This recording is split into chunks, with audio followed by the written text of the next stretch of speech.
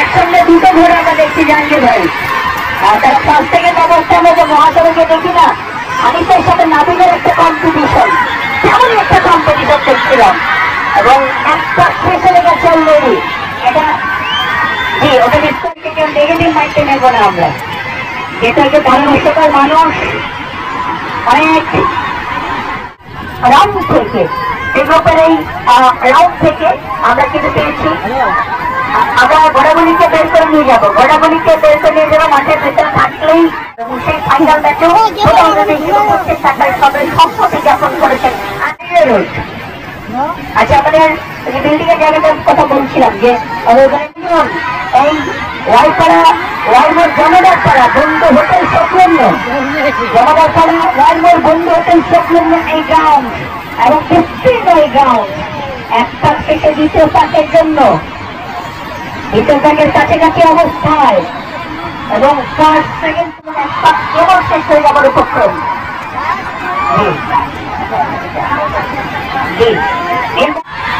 এবং T shirt পরে পরে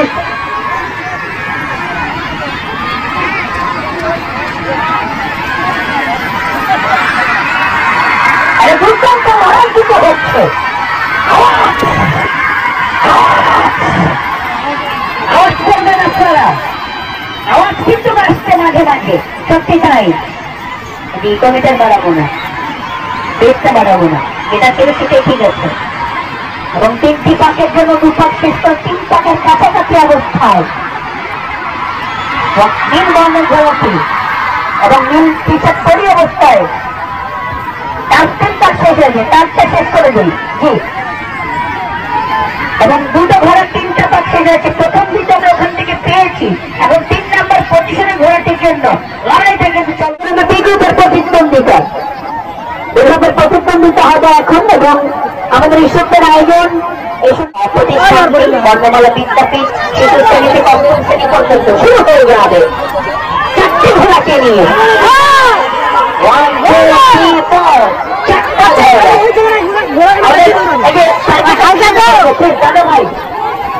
সবাইকে রিকোয়েস্ট করছি আমরা বসে যাবো, যারা দাঁড়িয়ে রয়েছি বসে যাবো, না ক্লিয়ার করবো জায়গাটা। এক পাকের জন্য এগিয়ে আসবার চেষ্টা করছে তারা, এখন এক পাক সম্পূর্ণ হয়নি, তবে 4 পাক নির্ধারিত সময় তাদের জন্য 4 পাক।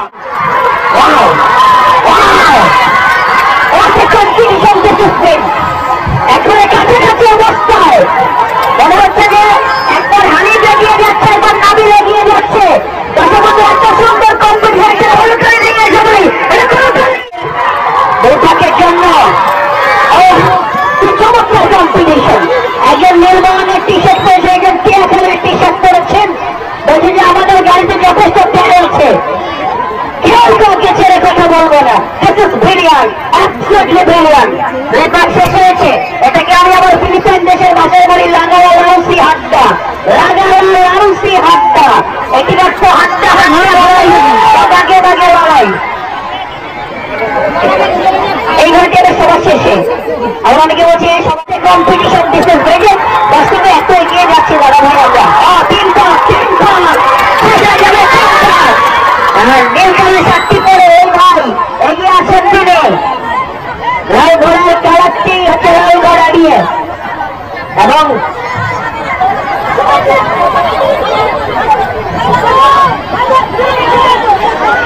আচ্ছা আমরা যে জায়গায় অবস্থান করছি আমাদের স্টেজটা অনেকটা অকেজো হয়ে গেছে, আমাদের অনেক অতিরিক্ত জায়গা রয়েছে, আমরা স্টেজটাকে ছেড়ে যাবো যেহেতু নরম মাটিতে এই স্টেজটা বিরাজমান কন্টিনিউ করছি আমরা অতিরিক্ত জায়গা। 4 পাকের কাছাকাছি অবস্থায় খেলা হবে আই হয় এবং দ্বিতীয় পজিশনে থাকা একটি লাল ঘোড়া।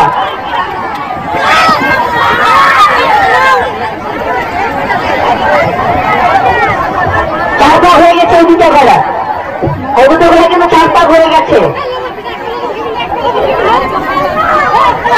ভিতরে বসতে পারো তো সবাইকে।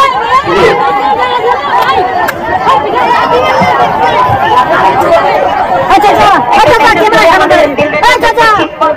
আচ্ছা ভালো ক্যামেরা সামনে দাঁড়াই